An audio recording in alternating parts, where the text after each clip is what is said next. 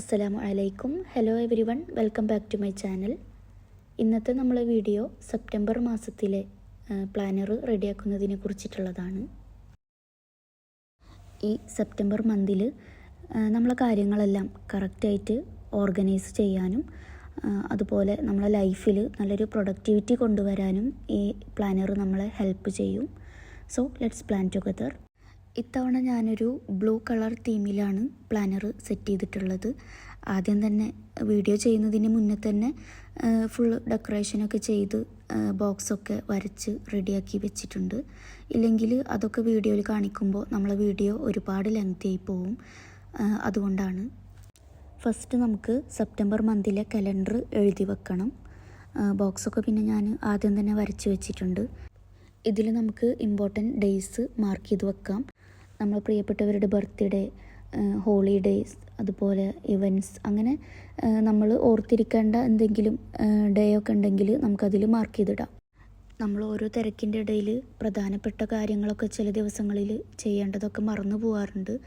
അപ്പോൾ ഇതിൽ മാർക്ക് ചെയ്ത് വെക്കുകയാണെങ്കിൽ നമുക്കത് മുൻകൂട്ടിയിട്ട് തന്നെ കാര്യങ്ങളൊക്കെ പ്ലാൻ ചെയ്ത് വെക്കാൻ പറ്റും. അടുത്തതായിട്ട് നമ്മൾ സെപ്റ്റംബർ മാസത്തിൽ നമുക്ക് അച്ചീവ് ചെയ്യേണ്ട ഗോൾസാണ് എഴുതി വെക്കാൻ പോകുന്നത്. അതായത് ഈ ഒരു മാസത്തിൻ്റെ ഉള്ളിൽ നമുക്ക് നേടിയെടുക്കേണ്ട ലക്ഷ്യങ്ങൾ നമുക്കിതിൽ എഴുതി വെക്കാം. ഒരു മാസത്തിൻ്റെ ഉള്ളിൽ നേടിയെടുക്കാൻ പറ്റും എന്നുള്ള കാര്യങ്ങൾ മാത്രം എഴുതി വെക്കാൻ ശ്രദ്ധിക്കുക.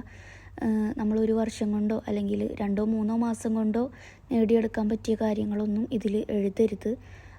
കാരണം നമ്മൾ ലാസ്റ്റ് നമ്മളെ പ്ലാനർ എടുത്ത് നോക്കുമ്പോൾ അത് നമ്മളെ കൊണ്ട് നടന്നില്ലല്ലോ എന്നുള്ളൊരു വിഷമം ഇല്ലാതാക്കാൻ വേണ്ടിയിട്ടാണ്. ഇപ്പോൾ ഒരു എക്സാമ്പിൾ പറയുകയാണെങ്കിൽ നമുക്കിപ്പോൾ ഒരു ജോബ് വേണം.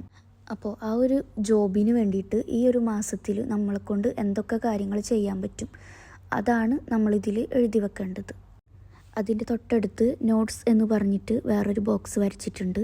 ഇതിൽ നമ്മൾ സെപ്റ്റംബർ മാസം അവസാനിക്കുന്ന സമയത്ത് എങ്ങനെ ഉണ്ടായിരുന്നു നമുക്ക് ഈ ഒരു മാസം, നമ്മൾ വിചാരിച്ച പോലെ പ്രൊഡക്ടിവിറ്റി കൊണ്ടുവരാൻ പറ്റിയോ, അല്ലെങ്കിൽ എന്തൊക്കെ കാര്യങ്ങൾ ഇനി ചേഞ്ച് വരുത്തണം, അങ്ങനെ ഒരു റിഫ്ലക്ഷൻ പോലെ നമുക്കതിൽ കാര്യങ്ങൾ എഴുതി വെക്കാം. നെക്സ്റ്റ് പേജിൽ നമ്മൾ ബഡ്ജറ്റ് പ്ലാനറാണ് എഴുതാൻ പോകുന്നത്. ഒരുവിധം എല്ലാവർക്കും അറിയുന്നുണ്ടാവും ഇതെന്തിനാണ് നമ്മൾ എഴുതി വെക്കുന്നതെന്ന്. ഇനി അറിയാത്തവർക്ക് വേണ്ടിയിട്ട് വളരെ ചുരുക്കി പറയാം. ഈ ഒരു മാസത്തിലെ നമ്മളെ വരവും ചെലവും എഴുതി വെക്കാൻ വേണ്ടിയിട്ടാണ്. ഇതിൽ നമുക്ക് നമ്മളെ എക്സ്പെൻസിനെ 2 ഭാഗങ്ങളായിട്ട് തിരിക്കാം. ഒന്ന് ഫിക്സ്ഡ് എക്സ്പെൻസസ്, രണ്ടാമത്തത് അതർ എക്സ്പെൻസസ്. ഈ ഫിക്സ്ഡ് എക്സ്പെൻസസിൽ വരുന്നതാണ് നമ്മളെ റെൻറ്റ്, ഇലക്ട്രിസിറ്റി, വാട്ടർ ബില്ല്, അതുപോലെ നമ്മളെ കുട്ടികളെ സ്കൂൾ ഫീ, അങ്ങനെ നമുക്ക് ഒഴിച്ചുകൂടാൻ പറ്റാത്ത കാര്യങ്ങളുണ്ടല്ലോ, അതാണ് ഫിക്സ്ഡ് എക്സ്പെൻസിൽ എഴുതേണ്ടത്.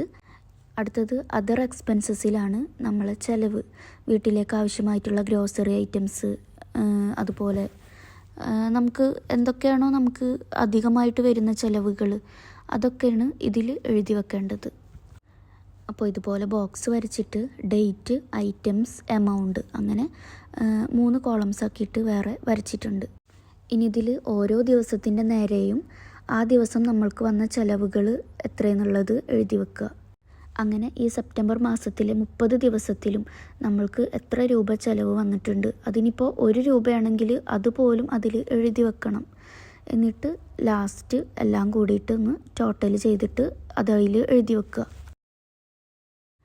ഇതേപോലെ തന്നെയാണ് ഫിക്സ്ഡ് എക്സ്പെൻസും എഴുതേണ്ടത്.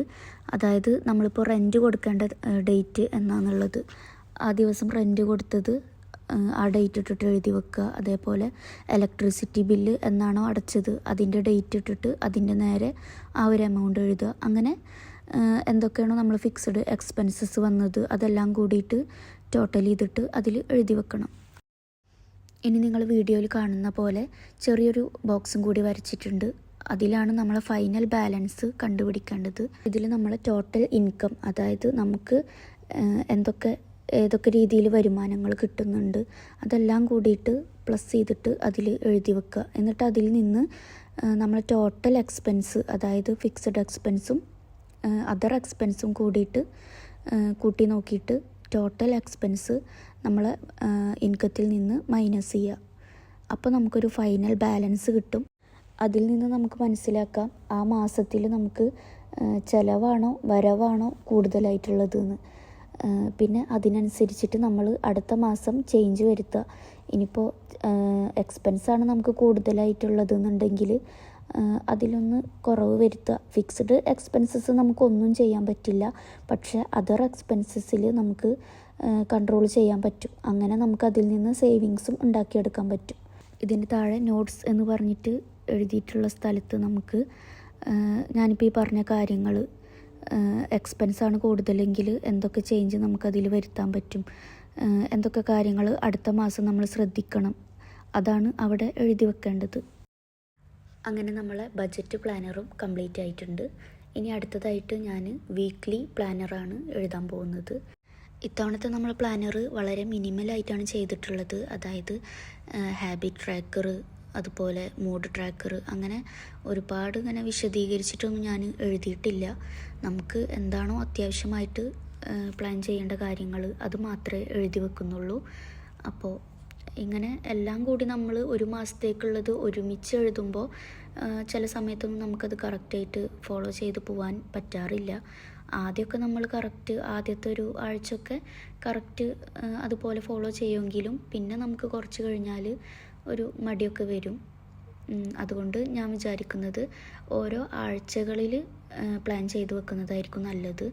അതുകൊണ്ട് നമ്മൾ ഈ വീഡിയോയിൽ ഞാനിപ്പോൾ ഫസ്റ്റ് വീക്ക് പ്ലാൻ ചെയ്യുന്നതാണ് കാണിക്കുന്നത്. സെപ്റ്റംബർ 1 മൺഡേ ആണ്. മൺഡേ മുതലുള്ള കാര്യങ്ങളാണ് നമ്മൾ എഴുതി വെക്കാൻ പോകുന്നത്. ഞാനിവിടെ ഓരോ ഡേയും സെപ്പറേറ്റ് ബോക്സ് ആക്കിയിട്ട് തിരിച്ചിട്ടുണ്ട്. ഇനി ഇതിൽ നമുക്ക് ഫസ്റ്റ് മീൽസ് പ്ലാൻ ചെയ്യാം. ബ്രേക്ക്ഫാസ്റ്റ്, ലഞ്ച്, ഡിന്നർ, അങ്ങനെ എല്ലാം നമുക്കിതിൽ എഴുതി വെക്കാം. ആദ്യം നമ്മൾ കിച്ചണിൽ പോയിട്ട് എന്തൊക്കെ സാധനങ്ങളാണ് അവിടെ ഇരിക്കുന്നത് എന്ന് നോക്കിയിട്ട് അതെല്ലാം ഉൾപ്പെടുത്തിയിട്ട് വേണം മീൽസ് റെഡിയാക്കാൻ. മീൽസ് എഴുതി വെച്ചതിൻ്റെ ശേഷം സെൽഫ് കെയർ ആണ് എഴുതാൻ പോകുന്നത്. അതായത് നമ്മൾ മറ്റുള്ള കാര്യങ്ങൾ ശ്രദ്ധിക്കുന്നത് പോലെ തന്നെ നമ്മൾ സെൽഫ് കെയറിലും നല്ല ശ്രദ്ധ കൊടുക്കണം. അപ്പോൾ ഞാൻ ഓരോ ദിവസം ചെയ്യേണ്ടത് സെപ്പറേറ്റ് ആയിട്ട് എഴുതുന്നുണ്ട്. ഇപ്പോൾ മൺഡേയിൽ ഞാൻ ഫേസ് പാക്ക് ഇടാമെന്നാണ് വിചാരിക്കുന്നത്. അത് ഞാൻ അവിടെ എഴുതി വെച്ചിട്ടുണ്ട്. ഇനി അടുത്തത് ക്ലീനിങ്ങിൻ്റെ കാര്യമാണ്. ക്ലീനിങ്ങും നമുക്ക് ഓരോ ദിവസം ഓരോ പാർട്ടാക്കിയിട്ട് തിരിക്കാം. ഒരു ദിവസം തന്നെ നമ്മളെല്ലാ ഭാഗം ക്ലീൻ ചെയ്യാൻ ഇരുന്നിട്ടുണ്ടെങ്കിൽ നമ്മളെ ഹെൽത്തിനും അത് ബുദ്ധിമുട്ടാണ്. മാത്രമല്ല കുറേ ജോലി ചെയ്യാനുണ്ടല്ലോ എന്ന് വിചാരിച്ചിട്ട് നമ്മളവിടെ മടി പിടിച്ചിരിക്കുകയും ചെയ്യും. അതുകൊണ്ട് ഇങ്ങനെ ഓരോ ദിവസം ഓരോ പാർട്ടാക്കിയിട്ട് തിരിക്കുകയാണെങ്കിൽ നമുക്കത് ചെയ്യാനും ഒരു ഇഷ്ടം തോന്നും. നമ്മളെ വീട് എപ്പോഴും നീറ്റായിട്ട് ഇരിക്കുകയും ചെയ്യും. മൺഡേയിൽ ഞാൻ കിച്ചൺ ക്ലീൻ ചെയ്യാമെന്നാണ് എഴുതി വെച്ചിട്ടുള്ളത്. അങ്ങനെ ക്ലീൻ ചെയ്യുമ്പോൾ ആ ഒരു ഏരിയ നല്ല ഡീപ്പായിട്ട് തന്നെ ക്ലീൻ ചെയ്യും. ഇനി അടുത്തത് ഹാബിറ്റ്സ് ആണ് എഴുതുന്നത്. ഇതിൽ നമുക്ക് എന്തൊക്കെയാണോ നമ്മളെ ഹാബിറ്റ്സ് അതെല്ലാം എഴുതി വെക്കാം. അത് ഞാനിപ്പോൾ വീഡിയോയിൽ കാണിക്കുന്നില്ല. ഓരോരുത്തർക്കും ഓരോ ഹാബിറ്റ്സ് ആയിരിക്കുമല്ലോ. അപ്പോൾ നിങ്ങളെ ഹാബിറ്റ്സ് എന്താണെന്നുള്ളത് അതിൽ എഴുതി വെക്കുക. ഇനി ഇതേപോലെ തന്നെ നമ്മളെ ബാക്കിയുള്ള ദിവസങ്ങളും പ്ലാൻ ചെയ്യാം. ഇങ്ങനെ ഓരോ ദിവസങ്ങളും നമ്മൾ മുൻകൂട്ടിയിട്ട് പ്ലാൻ ചെയ്യുന്നത് കൊണ്ട് തന്നെ ആ ദിവസങ്ങളിലെല്ലാമുള്ള സ്ട്രെസ്സ് നമുക്ക് കുറഞ്ഞു കിട്ടും. അതേപോലെ തന്നെ ടൈം മാനേജ്മെൻറ്റിനും ഹെൽപ്ഫുള്ളാണ്. അങ്ങനെ ഒരുപാട് ബെനിഫിറ്റ്സ് ഉണ്ട് നമ്മളിങ്ങനെ പ്ലാനർ റെഡിയാക്കുന്നത് കൊണ്ട്. നിങ്ങൾ ഇങ്ങനെ ചെയ്തിട്ടില്ലെങ്കിൽ ഇത്തവണ ഒന്ന് ചെയ്ത് നോക്കുക. ഞാനിപ്പോൾ കുറച്ച് കാര്യങ്ങളൊക്കെ ഇതിൽ എഴുതി വെച്ചിട്ടുണ്ട്. ഇതിൽ ഞാനിപ്പോൾ സെൽഫ് കെയറും ക്ലീനിങ്ങും ഒക്കെ എഴുതിയിട്ടുണ്ട്. മീൽ പ്ലാനർ കുറച്ച് ടൈം എടുത്തിട്ട് വേണം ചെയ്യാൻ. അതുകൊണ്ട് ഞാനിപ്പോൾ അത് വീഡിയോയിൽ കാണിക്കുന്നില്ല. ഒരാഴ്ചത്തേക്കുള്ള ബ്രേക്ക്ഫാസ്റ്റും ലഞ്ചും ഡിന്നറും ഒക്കെ ഒരുമിച്ച് പ്ലാൻ ചെയ്യുക എന്ന് പറയുമ്പോൾ കുറച്ച് റിസ്ക്കുള്ള കാര്യമാണ്. പക്ഷേ നമ്മൾ ഈ ഒരു ദിവസം കുറച്ച് റിസ്ക് എടുത്താലും പിന്നീട് ഒരാഴ്ചത്തേക്ക് നല്ല സമാധാനമാണ്. അല്ലെങ്കിൽ നമ്മളിങ്ങനെ എന്താ ഇനിയിപ്പോൾ ഇന്നുണ്ടാക്കുക എന്ന് ആലോചിച്ചിട്ട് ഇങ്ങനെ ടെൻഷൻ അടിച്ചിരിക്കണം. അതിനേക്കാളും വളരെ ബെറ്ററാണ് ഇങ്ങനെ മുൻകൂട്ടിയിട്ട് പ്ലാൻ ചെയ്യുന്നത്. ഇങ്ങനെ ചെയ്യുന്നത് കൊണ്ട് തന്നെ നമ്മളെ വീട്ടുജോലിയെല്ലാം പെട്ടെന്ന് ചെയ്തു തീർക്കാനും എന്നിട്ട് ബാക്കിയുള്ള ടൈമിൽ നമുക്ക് റെസ്റ്റ് എടുക്കാനും അല്ലെങ്കിൽ നമുക്ക് ഇഷ്ടപ്പെട്ട കാര്യങ്ങൾ ചെയ്യാനും ഒക്കെ സമയമുണ്ടാവും. എൻ്റെ ലൈഫിൽ ശരിക്കും ഹെൽപ്ഫുള്ളാണ് ഇങ്ങനെ പ്ലാനർ റെഡിയാക്കിയതിൻ്റെ ശേഷം ഒരു പ്രൊഡക്റ്റീവായിട്ട് നമുക്ക് കാര്യങ്ങൾ ചെയ്യാൻ പറ്റും. നിങ്ങൾ ഇതുവരെയും ഇങ്ങനെ പ്ലാനറൊന്നും ചെയ്തിട്ടില്ലെങ്കിൽ ഇത്തവണ ഒന്ന് ചെയ്ത് നോക്കുക. നല്ല ചേഞ്ചസ് നിങ്ങൾക്കറിയാൻ പറ്റും. അപ്പോൾ നമ്മൾ സെപ്റ്റംബർ മന്തിലെ മന്ത്ലി പ്ലാനർ നിങ്ങൾക്ക് ഇഷ്ടപ്പെട്ടെങ്കിൽ നിങ്ങളുടെ അഭിപ്രായങ്ങൾ കമൻ്റായിട്ട് അറിയിക്കുക. അപ്പോൾ ഇൻഷാ അല്ലാഹ് ഞാനിനി അടുത്ത നല്ലൊരു വീഡിയോ ആയിട്ട് വീണ്ടും വരാം.